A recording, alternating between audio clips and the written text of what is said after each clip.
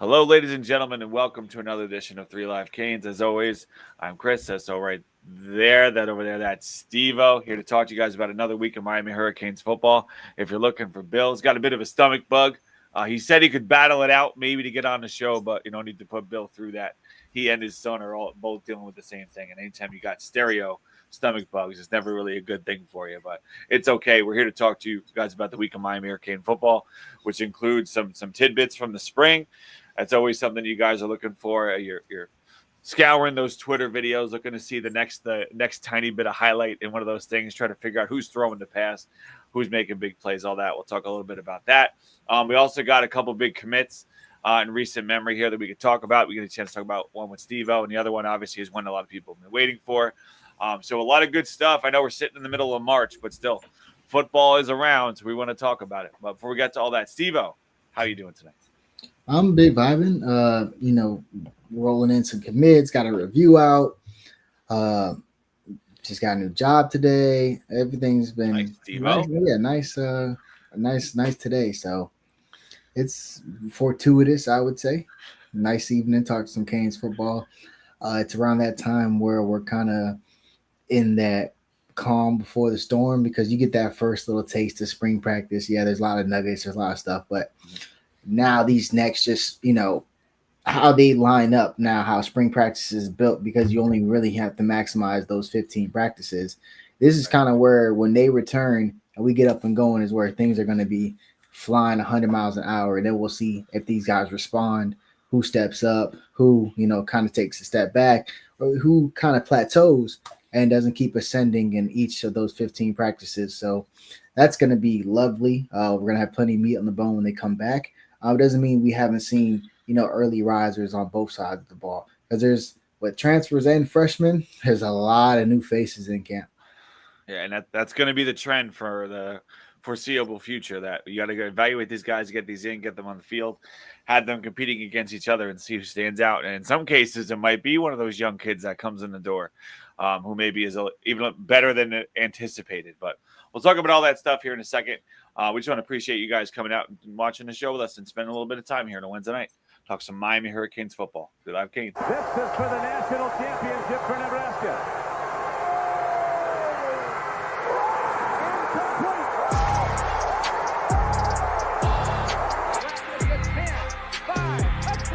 He's a stud, that Brown, number 98. Irvin's got it. Irvin spree. Slips to the outside, tries to stiff arm, but he couldn't get by Ray Lewis. Big time players. Step up in big games. Hard dog. Don't ask me for more. Hell no. Devin Hester up to the races. That's what they needed. That's Ricks going up for Thorpe, and it's intercepted near midfield. Sean Taylor's got another one. Who else? Who else but Sean? Who else but us here on a Wednesday night? Speaking about Sean Taylor, we hit on Sean Taylor for a second real quick, because I've been bothered over the past week. So we talked about right before the combine, we had some conversations. And a dude from South Carolina, Nick Imanwuri, I don't know if you saw the crazy numbers he put up, but it was like 6'3", 225, ran a 4.3, 40-yard dash, all this kind of stuff. And I saw people saying, oh, man, a generational safety talent, a generational safety at that size and speed and all that. And I'm like, man, no offense, but some people know who Nick Imanwuri is. But if you're talking generational safety talent at that size and speed and all that, like, you got to play like a generational safety. And there's nobody. And he's not bad. It's just. Yeah, he's fine. But. I mean, generational combine. Yeah. Great athlete. Did fantastic job wearing tights. But come on now. Like, we're talking that size, that speed. There's only one name you should look at. And I know there isn't a soul on this earth that would say Nick Imanwuri was playing anything like Sean Taylor. So, like, let's everybody relax. Everyone's like, oh my gosh, is he going to go in the top 10? No, because if you're going to go in the top 10 as a safety, you have to play like Sean Taylor played. And it's a whole different animal, a whole different mentality, a whole different thing. So that was something that, you say it online, but, oh, just being a hater. Like, no, I'm being honest. You young kids have to go back and watch 26 and understand how that went. But anyway, I'm just a little frustrated, Steve, over the past week. I wanted to get that off my chest. But also, I can understand. I didn't know that was even going on. It's just like in the draft circles. People just wanted to get out and say, oh man, oh my gosh, he's going to be that. No. Relax. There's only relax. Never before, never since, never will. Is your background in greens? Do you have those jerseys behind you? I got a lot of jerseys all over the place. I got my Jim Kelly over here. Oh, he's going light today. He usually has 4 up. He has 12. He's my going Darius Rice over here. I got a few. You got the Dorsey and Ja'Cory Harris up. That's nice. Yeah, I think honestly the 11. I got to get more Dorseys up now that Carson Beck carrying on the legacy.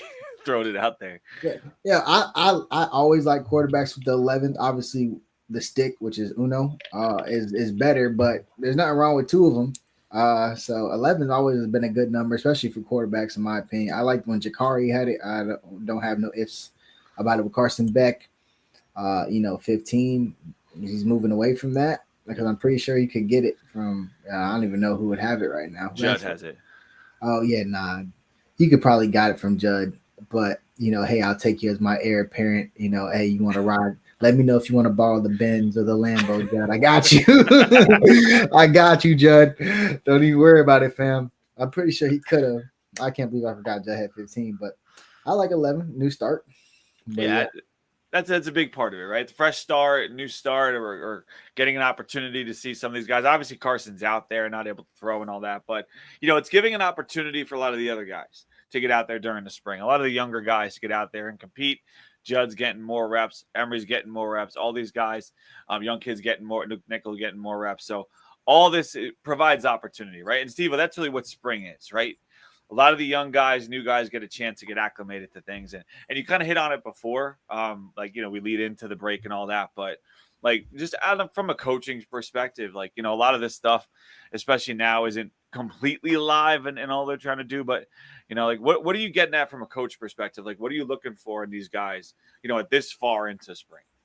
I mean, who is taking this, as serious as it needs to be if you want to make it to the next level? I mean, the numbers don't lie, bro. It is very hard to make it to the NFL. So who are the players during this offseason, since we've seen them since the Pop-Tarts Bowl, who are the players that have noticed made a difference in either their physique, their motor, their this, their that? Who are the guys that you're looking for that the proof is in the pudding that they put in some work in the offseason? So that's probably something that you look for early in camp. Now you're in shells, things like that. You're looking for people to just look the part. They look, for most people that have seen the practice. I haven't seen a practice yet. I'm hoping to soon, actually, very soon. But from what I hear from everybody is that the team looks the part. They're big. They're strong. We got speed. We have speed at certain positions, linebacker. We have speed at D-line. We have speed at corner. That's stuff that people are very excited about because we have size at those positions. It used to have speed at corner, but then maybe he'll be a little undersized, like a Trajan Bandy. Mm-hmm. Or, we might have, speed at rusher, but he might be giving up some, size and then maybe not be the best against run support. But we kind of, we have those bigger bodies now that could move fluid. So just look the part. And then as spring starts to open up, they really start getting into it. You'll see who separates themselves. The cream always rises to the top. Yeah, and especially now with with how the transfer portal's affected things. This moment in time really is to solidify your spot. No matter, we saw even last year a guy come in, but in the early transfer portal period, he went through spring and then he was out of there after the press. Yeah, Savion Riley. Yeah, that was crazy. The little Simpson gift. Roll in, roll right back out. Yeah. And as funny as that is, I was so proud of our safety room for that. I mean, hey, just because you bring in a guy who's a starter and he played here, he played there, I'm not the type of fan that just projects and plugs these guys in as starters. Am I blind to the success we've had with transfers outside of just Cam Ward? No, I'm not. I know the name of the game is talent acquisition. Everybody takes the transfer portal. We've gotten good players, Mao and Noah, Cam, obviously, Simeon Barrow. It goes on and on. Darryl Porter. You get good players out of the portal, but I just like the fact that, some of these guys got shown the door immediately. Hey, we brought you in for this. These guys stepped up and they're getting out. I mean, everybody thought we were going to be hot at portal linebacker. I mean, now spring is an audition for not just Popo, but for Bobby Pruitt and, Bobby Washington and everybody say, no, hey, why are you going to go get a portal guy to take one more scholarship? He's going to be on the pine. There's nothing he can do I can't do. So that's the very exciting part about it is guys that are already on the roster competing. They should have an edge. When you bring in somebody, you should know. I know it's going to be a new defensive coordinator, new this, new that, unless you're on offense. But just being in the program, you should be able to adjust on the fly faster than someone who just came in, just moved to Miami, has no idea what's going on. Like these guys should be stepping up early in spring, and then we'll get into it as we get along. Some guys that are already stepping up. Yeah, and speaking of guys that are stepping up, mentioned Hope's number 5. See if Kane fan mentioned Hope number 5 steps up. I mean that. Honestly, on either side of the ball, like you're hoping number 5 makes some leap because on the offensive side, it's Ray. Certainly going to get opportunities in the receiver room or even as a returner, those kinds of things. And on the defensive side of the ball, it's a guy that you just as much want to see get the opportunities. That's Justin Scott. So, I mean, yeah, I hope number 5 in multiple levels steps up. But, those are just some of the guys that you're talking about in this range, right? Like the guys that, maybe have been waiting a little bit of an opportunity to step up and shine. And now here we are. Here's the spring. This is right before we head into an incredibly important year for Mario Cristobal. And this is the time where you start to see that, right? Yeah, I'm in Ray's corner. Everybody, they have their. I think there's 2 different opinions on Ray. Opinions on Ray as a player, and opinions about Uncle Luke, who people like to put together with Ray because of the social media outbursts and the remarks to quote Kevin Beard. But Ray was a raw prospect coming in would just get him the ball talent. I think now going into his 3rd year, the same jump you saw Horton make as a 3rd-year player. Physically, Ray Joseph is meeting his peak. He's looking faster. We've had guys that got here that look slower as as their career went on. Ray looks faster. He looks twitchy. He's catching the ball consistently. If anything, this is probably the best he's ever been at Miami. So you like to see stuff like that. Is he going to have to, this is like we just talked about. Are we going to have to bring in a slot receiver, or is Ray Joseph going to step up and make them think, hey, no, we don't need to do that. We have a homegrown guy that now is showing us he's ready to take on that role. Let's roll with them. We have so many, and just focus on the receiver room for a second. So many of these guys going into the 2nd year, guys going into the 3rd year, even the freshmen that are coming in. A lot of guys with potential, a lot of local guys. Like, do you see anyone in that mix, that young mix that we haven't seen really take that next step, or maybe a younger guy coming in, like able to step into a more prominent role this year? I love the receiver room. I think it's top to bottom. It's probably you have a lot of versatility in the receiver room. Like we were very top heavy, probably the last 2 years relying a lot on Jacoby and X. Yeah. And obviously Arroyo last year. But this year round, you have just a bunch of skill sets that you can unlock. JoJo, I believe, is going to have a huge year. That's probably a unanimous consensus around Hurricanes fans that he's ready to step up. I believe he is. But you just think about, okay, CJ Daniels, he gives you big size. We needed that. We lost Horton, 6'4" receiver. We lost, Arroyo, 6'5", borderline 6'6" receiver for us. So, okay, we replaced that. Okay, we need some speed. All right, Ray's moving. He's clocking in consistently, top MPH. We're liking that. And then you got young guys coming in like Malachi Tony, who is I'd say it all the time, he's a generational talent. People say it. People are going to start saying it now. Been saying it for a long time. Obviously, he played a 7-on-7 with us raw, but I've seen him at, I tell you, if you guys seen on the show, you play the clips back, whatever you want to say. They call him Baby Jesus.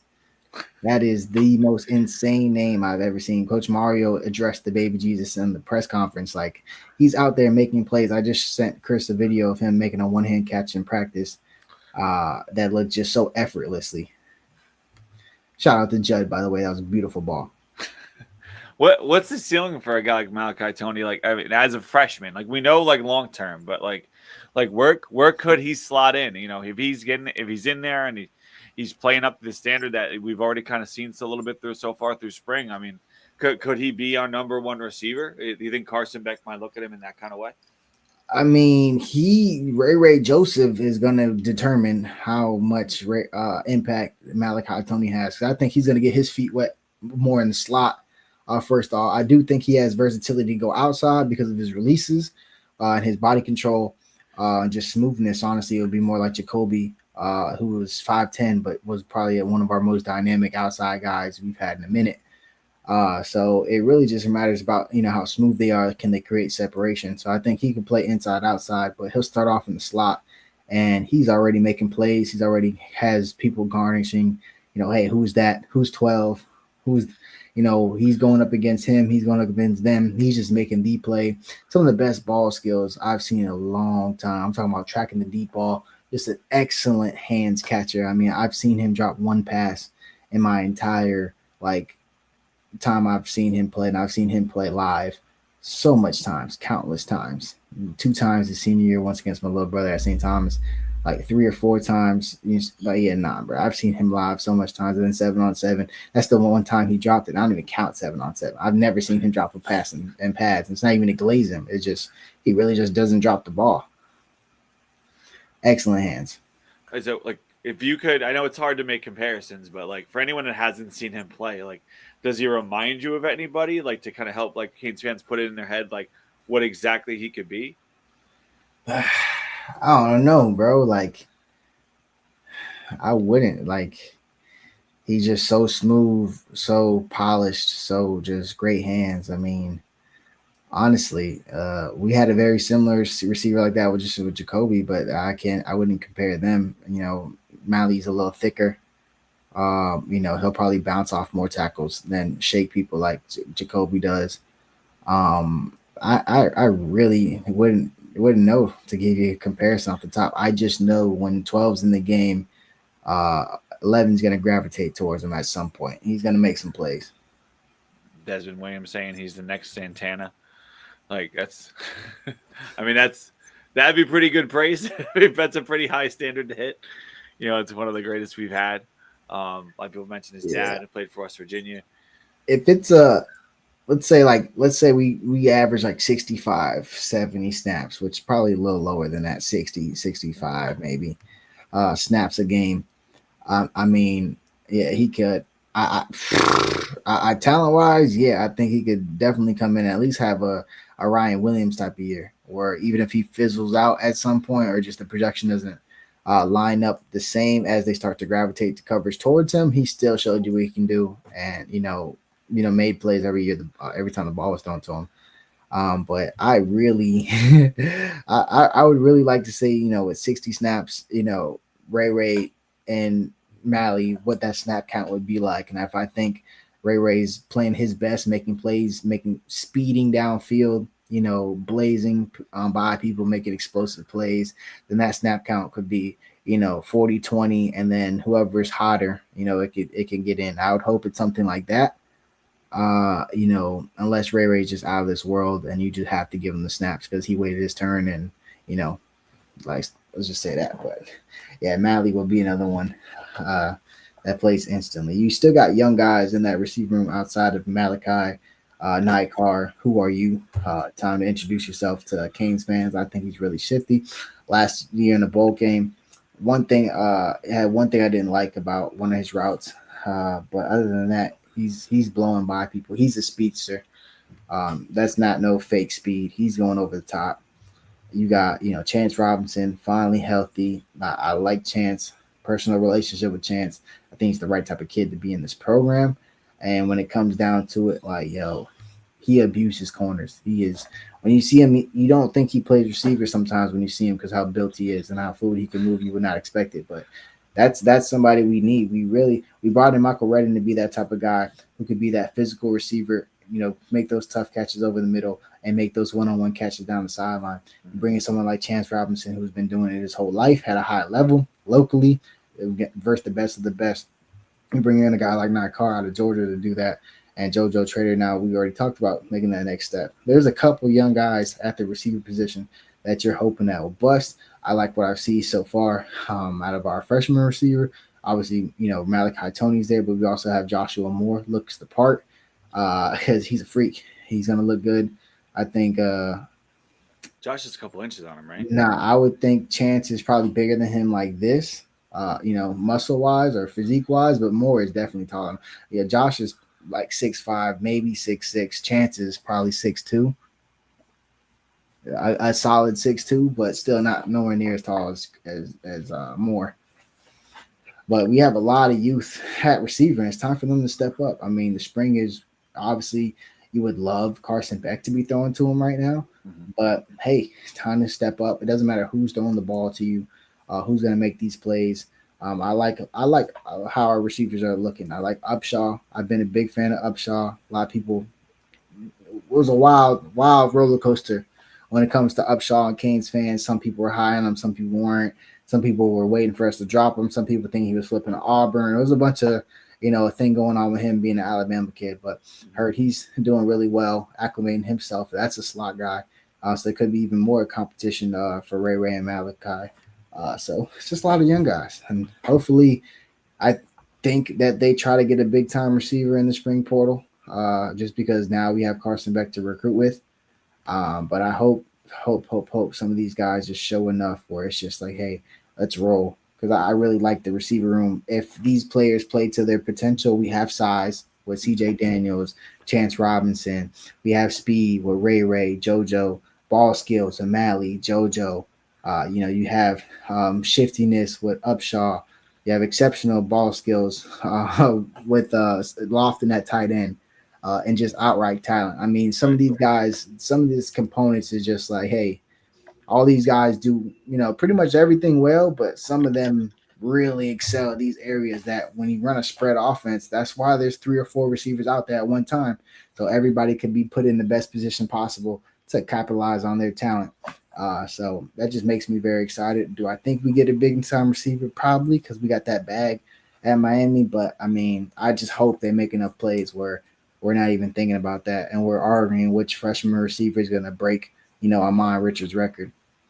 Are you concerned at all? Obviously with the way that things go now, like if we do get, talking about all the names we have and all these guys that we like that we know could be something. Are you concerned at all if they do bring somebody in? There'd be someone that's looking like to go get on the way out to go somewhere else where they could get snaps, or is that not bother you, or not concern you? I should say. Not that it doesn't concern me because it's just modern college football. But you don't like that attitude. I mean, we brought in Sam Brown in the portal, and Horton put him on the damn bench. And it was so apparent by week 5 that why are we still playing 11-2? It was like, Canes fans hate to agree on everything. There's just Canes fans that just like to go against what everybody says. It just doesn't matter if they believe it or not. They just want to go against the grain. Even those guys were tweeting like, hey, bro, what are we doing?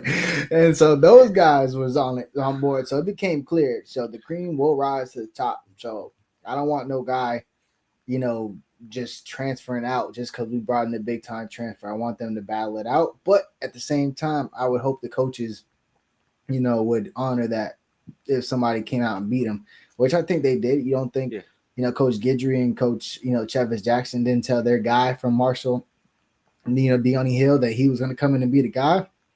And then JoJo walked on. OJ. Frederic walked on. OJ walked on campus and said, "Nah, it's my job now." So like that's what matters big time, because that they'll play the best player. Yeah, and that in the past maybe there was some concerns with other guys, but with the staff, it's been pretty consistent. Like they're trying to win games, not trying to play patty cake out there, and it's been evident with how that goes. A couple other positions, a couple other questions here in the chat. I want to make sure I get to both of these. We'll stick to offense for now, but then we'll switch over to Desmond's question. CF Kane fan said, I appreciate all the talk about receivers, but I'm really concerned about the depth at running back. Like who is RB2 right now? I mean, RB2 should be clear, but like just overall depth at running back, are you feeling good about it, Steve-O? I'm feeling great about running back. We got Mark Fletcher and Jordan Lyle at running back. That's a 1-2 punch that I don't think much people in the country could say they could best. I'm feeling great. I like our young running backs. I like Pringle, who's coming in. I think running backs are a position you can come in and ball early because either you got it or you don't. I don't ever hear about no 5th-year running back being that guy. Nah. Like you him or you not at running back. Do you got a feel for that damn ball with that damn cutback lane when you got that ball in your hand? Can you pass block? Can you do things like that? You can do it either early by year 1 or 2, or you ain't doing it, bro. So I don't care about that. I like Pringle. I like Hellcat. His nickname is Hellcat. You think we want to get speed and space? That's what we do.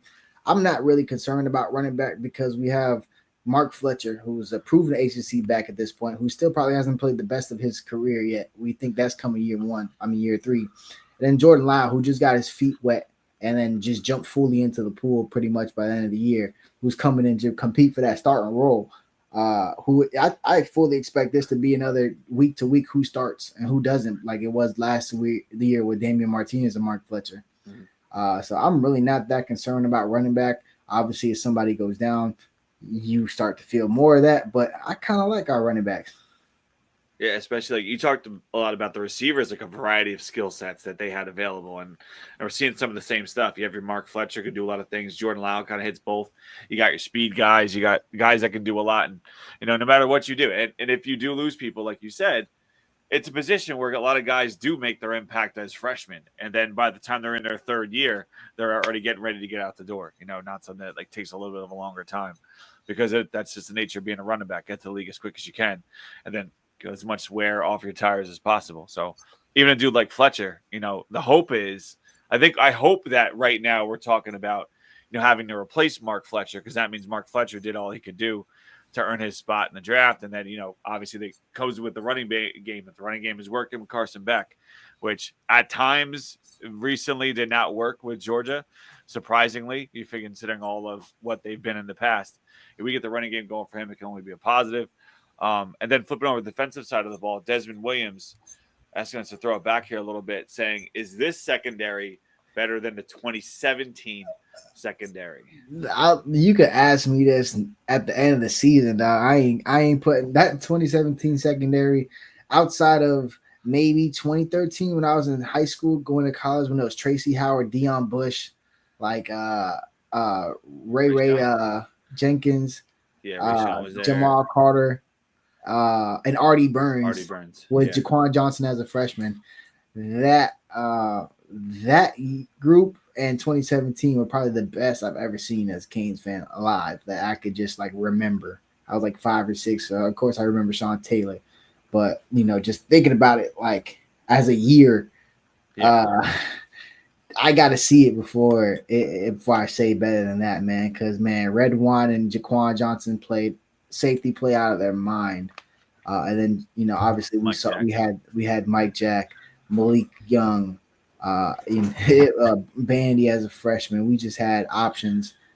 You had D. Delaney, who started off getting cooked versus Toledo, and we was all like, whoa. But then people were like, yeah, Deontay Johnson's actually pretty good. And then he kind of fit in later on as a good reserve. And then Jamel Dean, a 4-3 guy off the bench, like, yeah, I don't know. We gotta see before we show. Does it look good on paper? Yeah, it does. And they could tell you all their PFF grades from all these guys, but we had the same story last year. I'm waiting to see how it goes with the new staff, new talent, and we'll see at the end of the season if it matches that because Jaquan Johnson arguably should have been first team all ACC type of year at safety. Yeah. That's the tough part. When you have a guy that was playing at that level, and even Mike Jack too, guys that are playing at that level, it's hard to put anything in there because you don't – obviously you have OJ. What OJ can be. Probably could be a first teamer, but, at safety, do we have a guy that's going to elevate to that level? Like, do we know? We probably don't know. Yeah, where we knew with Jaquan. Yeah, it ain't. Do we have some surefire, nickel like Trajan who came in there day one and was like, "Hey, I'm not scared at this moment." So we'll see how that goes when it comes to will the secondary be better. But I do think it will be improved, and mostly because maybe a little bit less, Tinkerbelling around the on the line of scrimmage. I feel it'd be more power, more. I like stunts just as much as everybody else, and they do confuse linemen. They do get free hits on guys, but you kind of got to get them in that mode. You know what I'm saying? Like early in the year, we were in such a passing mode. Everybody was, myself included, was questioning, hey, what about this running game? What about this running game? And then we really got in that mode where we were like, hey, Damian, we're going to give you this ball, but you better justify it for us to keep giving you this ball. And he did. So you got to get in that mode. The offensive line finally got in that mode. We're like, hey, we're going to maul people. So I'm hoping they get in that mode. Yeah, is there any position group that, right now, you mentioned the linebackers before, but is there any position group right now that you expect us to be lesser than? I mean, obviously we talked about receivers. Receivers is settled, right? But any other position group where you're looking at us and saying, like, I'm not as comfortable as I was going into last year, not where we ended up, just in terms of like going into the year. Because I feel like, obviously we saw the offensive line became a super strength, right? But in terms of going into the year, we felt really good about it. Leaving the year, we were like, yeah, that was awesome. Now going into next year, I think we still feel just as good, if not better, than going into last year. So is there any group that you're looking at this team? Because it's a team that won double-digit games. Is there any group that you're not as sure about? Yeah, and you could make arguments for every group besides probably like running back, maybe quarterback, just if you don't think Carson Beck could be Cam Ward, which we don't think that, but he could be good enough for us to win a lot of games. He's gonna put us in championship caliber, games. But I would have to just go to tight end, man.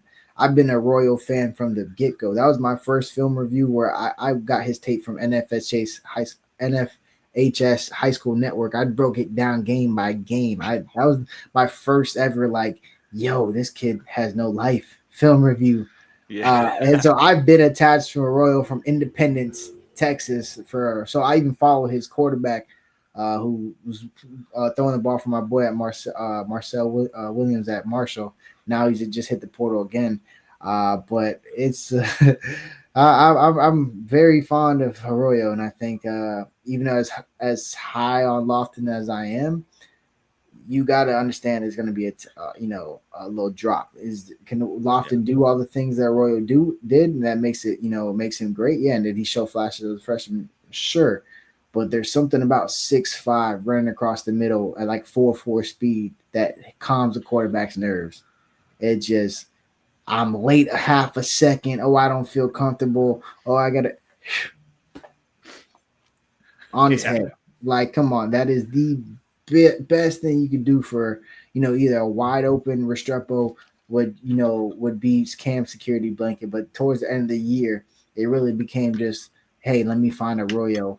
Because no matter what the matchup is, it's zone. A safety can't stick with him. A linebacker can't stick with him. Oh, it's man. Oh, for sure they can't stick with him. I'm looking at tight end like that.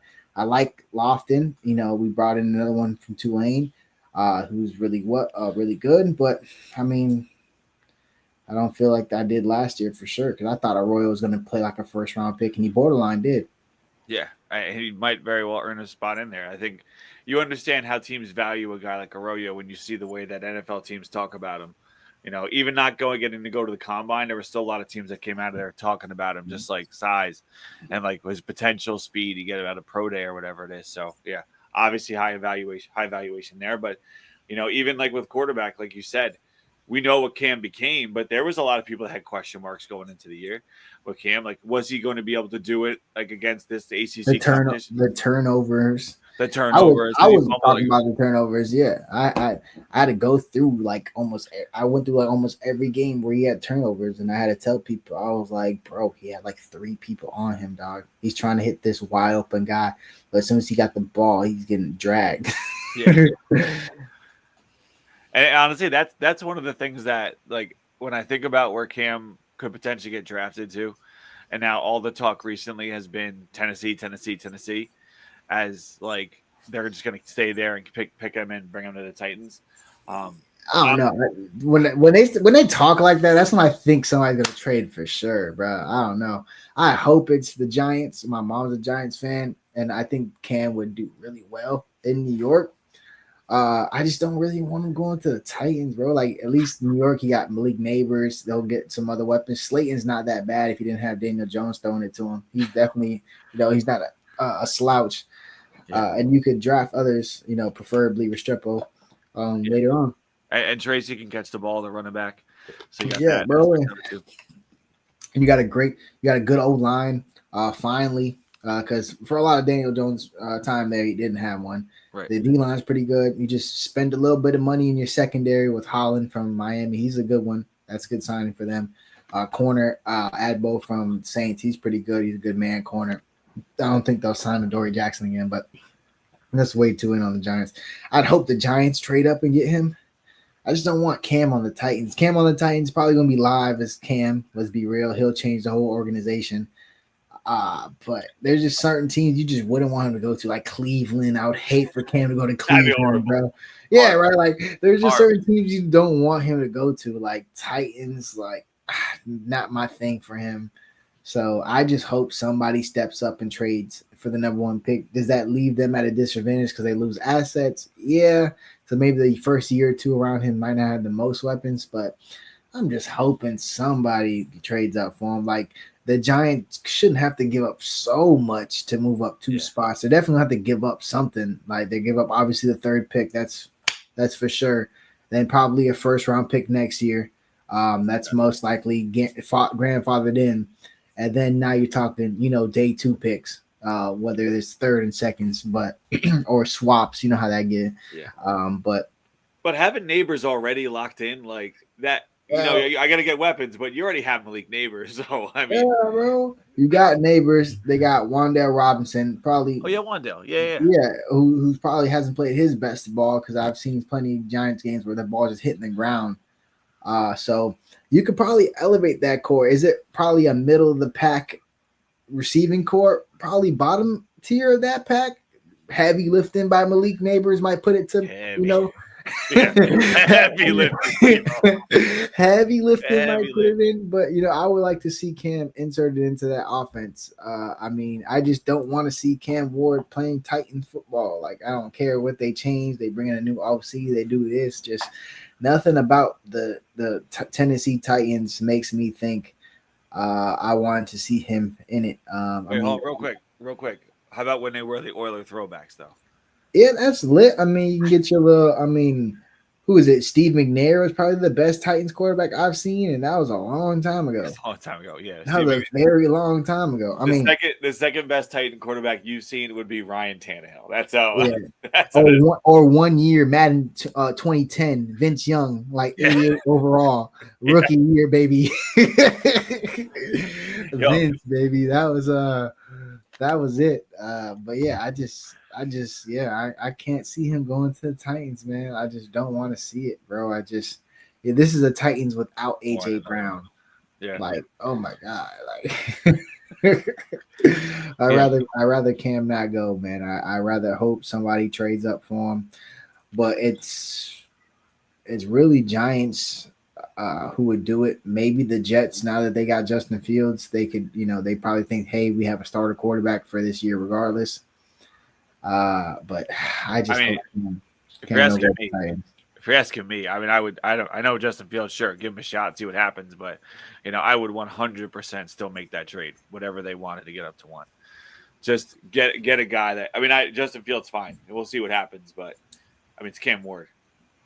Yeah, that's what when you hear all this, oh, we're locked into this, we're locked into that. That's just, man, if you want them, you better come get them. That's what they doing, and that's what you have to do when you have the number 1 overall pick. Yeah. Because some teams will overpay.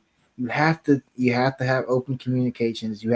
This is the best thing that Tennessee Titans could have ever dreamed of, to have the number 1 overall pick on the year Cam Ward comes out. Like that is the dream when you have such a dynamite quarterback above everybody else. There's not a second quarterback that, I guess you could say Shador at 3. I don't really get why he's dropping so much right now with people. I would still, if I was the Giants, I would think about Shador at 3. Even maybe the Raiders, because Geno's, he's still older, but quarterback years, he's kind of young, or still middle of his prime. But yeah, dog, this is the best thing for the Titans. Have the number 1 overall pick with Cam Ward. Any team that wants a generational quarterback, a guy who can make magic happen, you better come get him. Yeah, and a dude that doesn't have, like we talked about, his flaws before.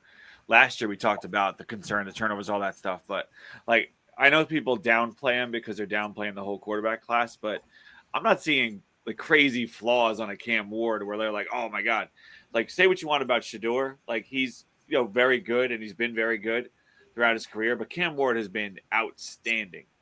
Like elite level quarterback play. So, if you're the Jets, you haven't had that in ever.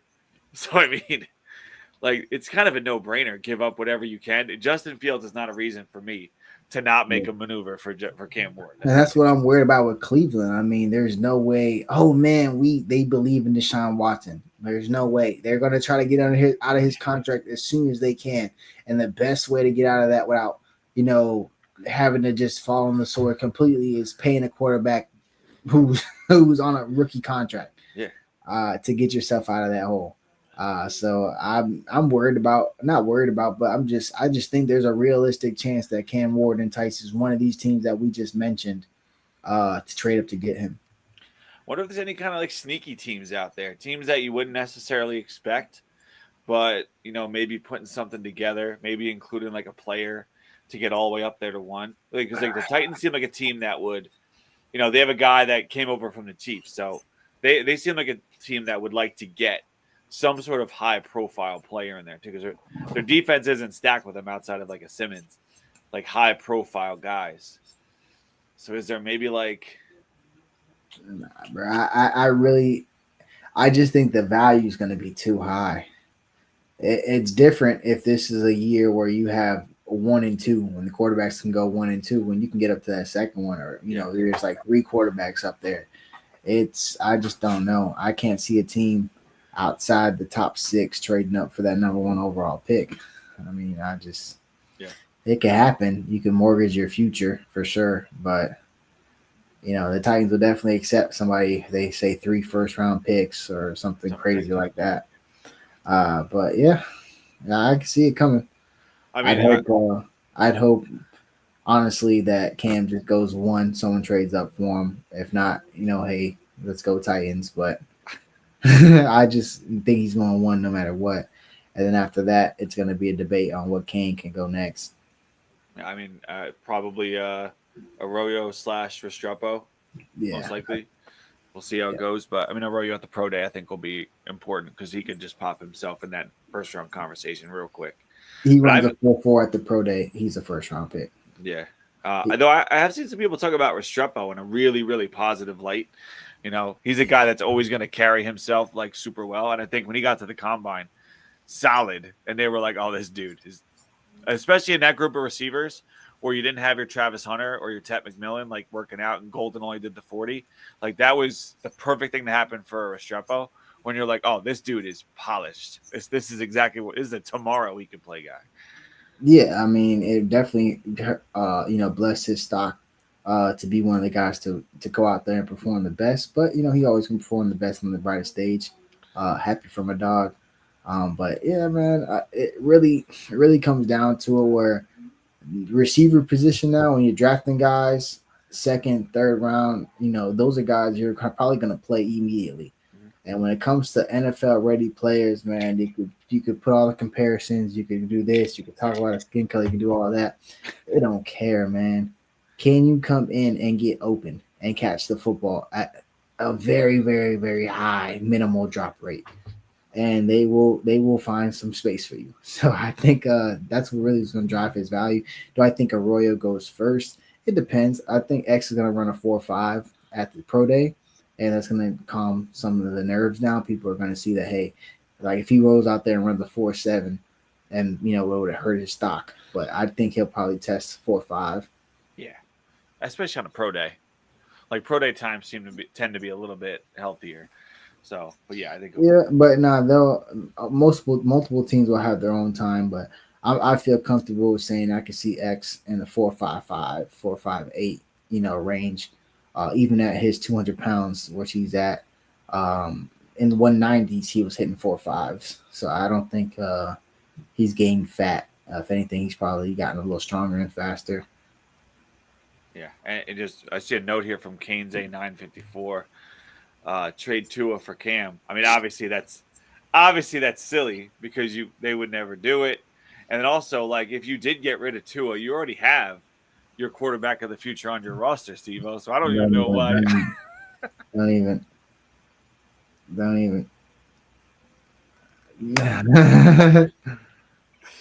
Oh, Hey, Steve-O, I swear to God. I'm happy. I'm happy he's in. I'm happy he's in now. So go learn that playbook. because there's going to be a time where I'm watching the Dolphins play next year with Zach Wilson as my quarterback. And that's not saying I want Tua to be out with a concussion or anything, but there's going to be a time where he misses a game and Zach Wilson's going to be in that quarterback. And I'm just like, yeah, we couldn't re-sign Huntley. Steve, I promise you, when I saw that news, you were the first person I thought of. Like I was like Steve, and it was like I can't wait to talk to Steve because I don't want to mention anything now. I just want to see his face when I just bring it up and just bang. I was there about that Zach Wilson because you're right. He's gonna play. He's absolutely gonna play. There's no way that Tua goes through a season fully healthy. So Zach Wilson's going to be starting 1 to 2 games for the Miami Dolphins next year. Yeah, Carson Beck might start 1 or 2 games for the Dolphins next year. Yo, he take one of these NIL deals. They're gonna demand an in-game appearance. They're gonna be like, hey, fam. Bro, you signed up with Miami. It's wherever you're needed, man. Yeah, bro. We identify as the Hurricanes right now. All right, yeah. That's hilarious, bro. Oh man. So we'll see what that is. I do anxiously await when that happens, but that's crazy. My girl texts me hype about Giants. She's a Giants fan. She's talking about something. Let's go Giants. It's like in the Cam Ward news. So excited about it. I mean, I tell her that'll be the best thing that ever happened to him. But they're just happy that they're not going into another year just thinking Daniel Dimes is going to turn it on. That's good for them. My mom was such a Danny Dimes truther, bro. Like not truther, but just everything. They gotta give him a chance. They gotta this, and my dad be like, "Babe, he don't got it." Look at his face right there. He don't got it. Right. That's the beauty of it. Like he did absolutely know like that was not going to work. It was like when he was playing like at the beginning of his career, when he was playing like, okay, like he might actually take a couple steps forward in his career, maybe just needs a year or two, but you definitely saw flashes from his rookie or sophomore year, either one of those. But then I just saw him, the Buffalo Wild Wing trip over the sprinkler on an 80-yard touchdown, bro. Since then, I was like, yo. Yo, I'll let one play define you because my favorite receiver dropped the ball on the 1-yard line a couple times, but it just one big time. But man, it's tough. That's the epitome of quarterback play. That's crazy. Who are you talking about, Deshaun? Oh yeah, when he dropped it because usually you would fall back in. Yeah, he dropped it. Yeah. Didn't he do a front flip and then land like 2 yards short at the All-American game? That is a long time ago, Steve. I don't remember that, but I do remember him at Cal. I went freaking bonanzas, and I was like, "Yo, this man live!" And then seen him with the Eagles, and that was crazy. And then on Madden, you had Donovan McNabb and him and Jeremy Maclin and this white guy Kevin Curtis. Yo, 4.3 speed, baby. Kevin Curtis on that wide drag, baby. What?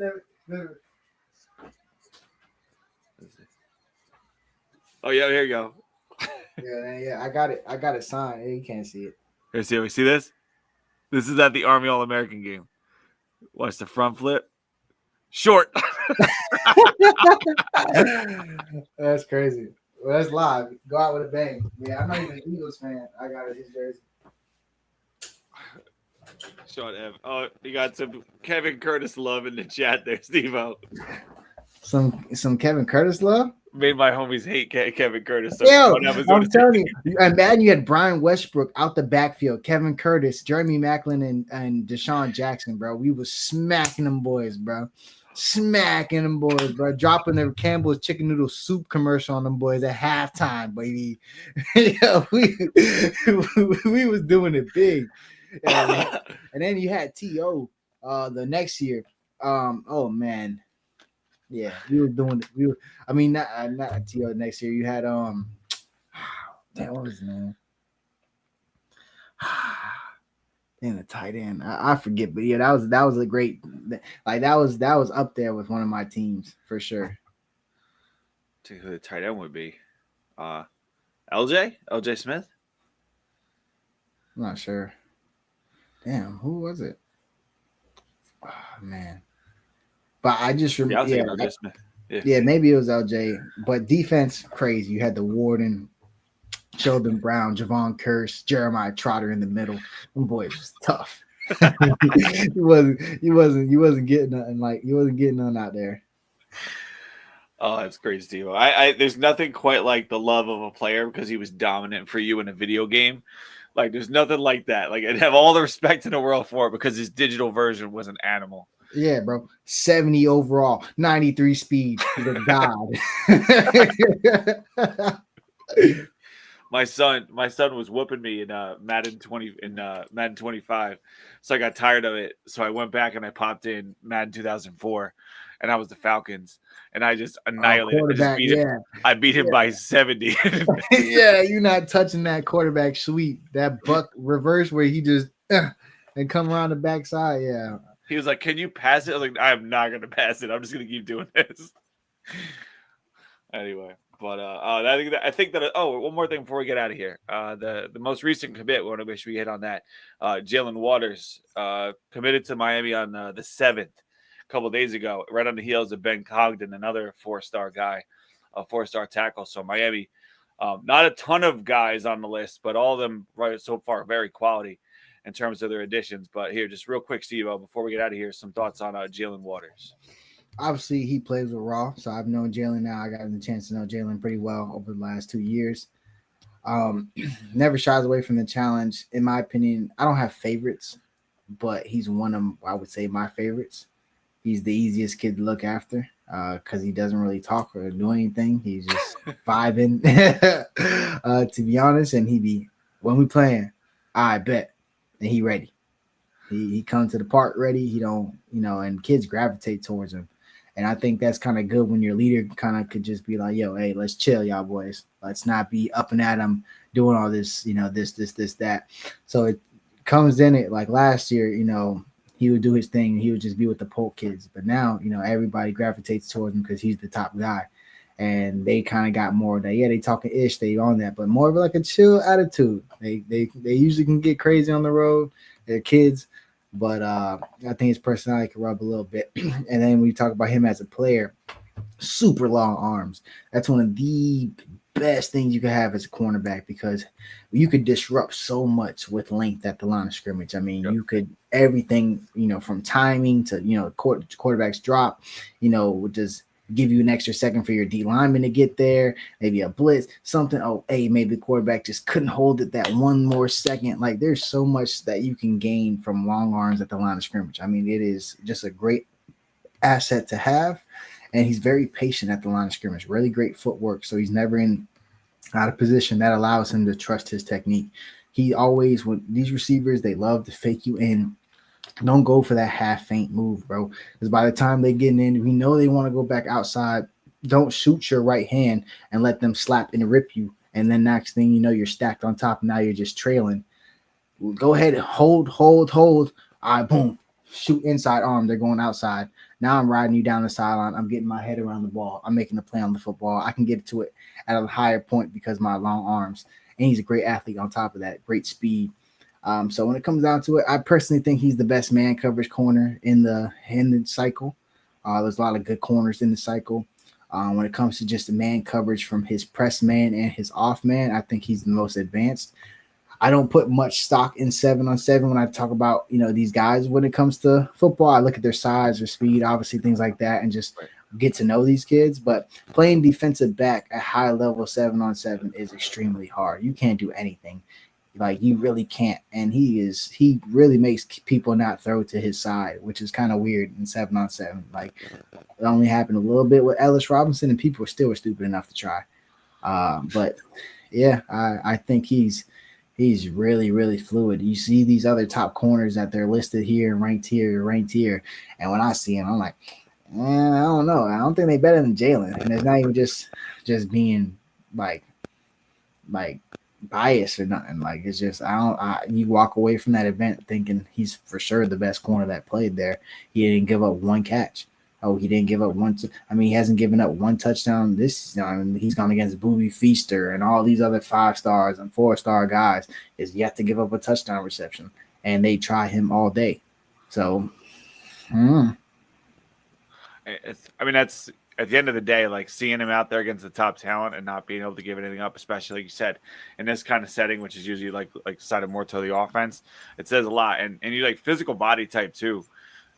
Look at the top few corners in the draft. Like the NFL is pushing in that direction. You get a guy that's 6 foot, 6'1", but has the crazy wingspan, like Siobhan Revel from East Carolina, Trey Amos from Ole Miss, like.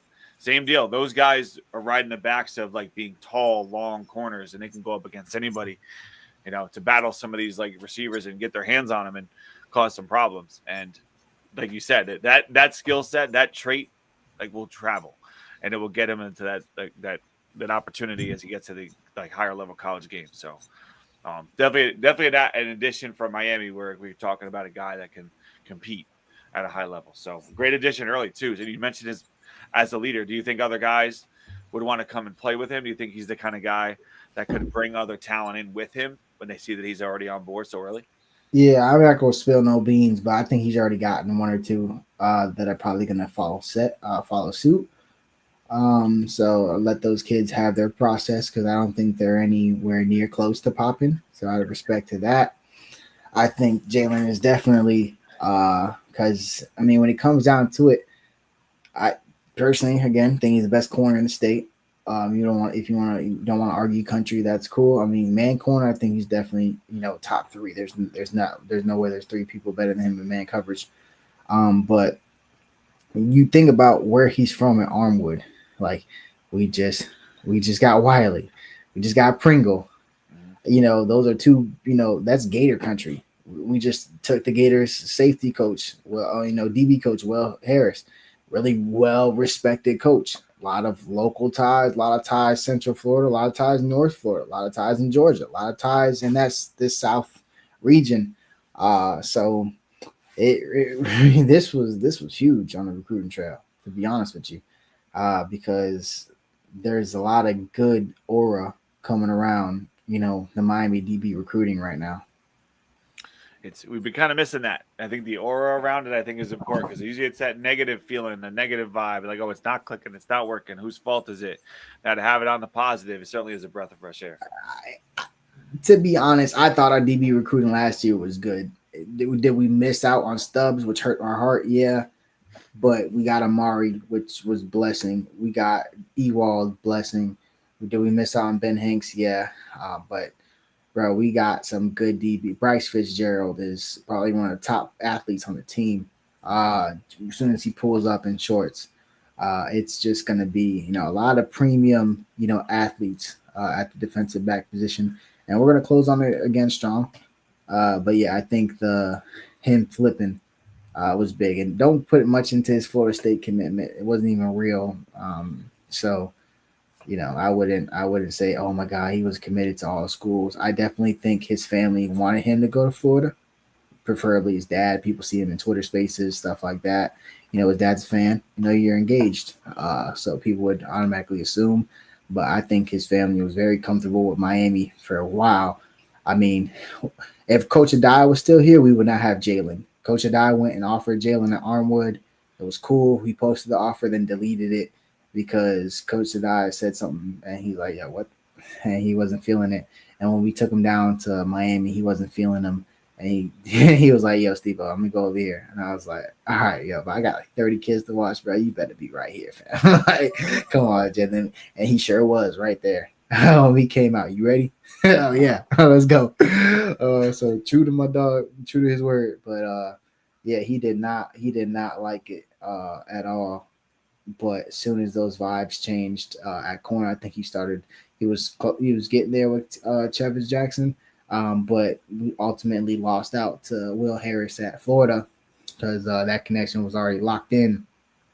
And then as soon as he moved to Miami, I think his family was already comfortable with Coach Cristobal and what they have going on. And it was just sign it up.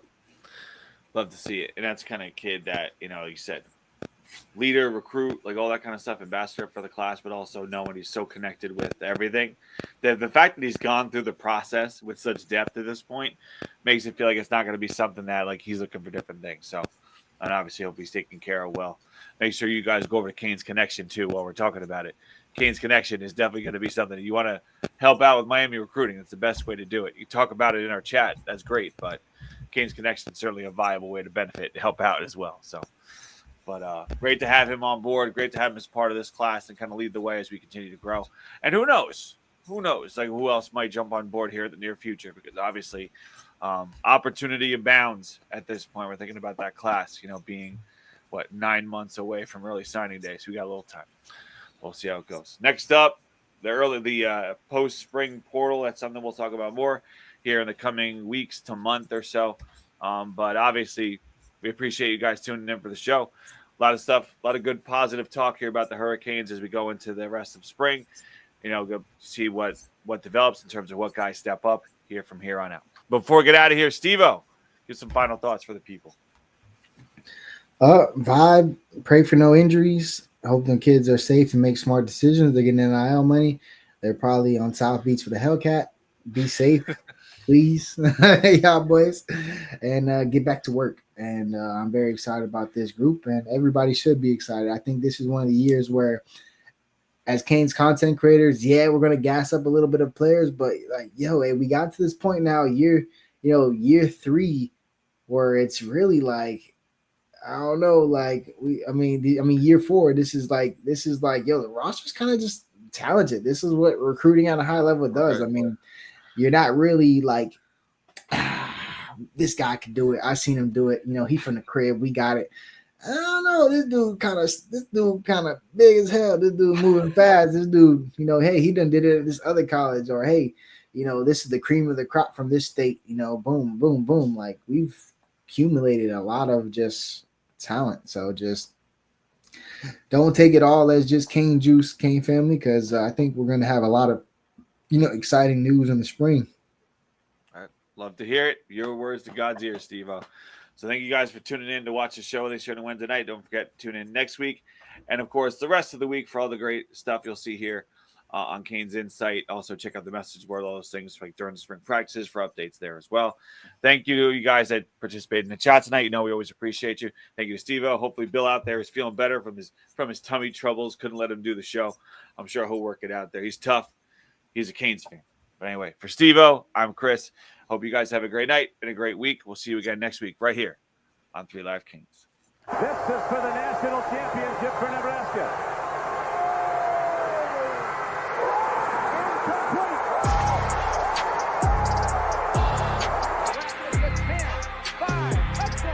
He's a stud, that Brown, number 98. Irvin's got it. Irvin spree. Slips to the outside, tries to stiff arm, but he couldn't get by Ray Lewis. Big time players. Step up in the big game.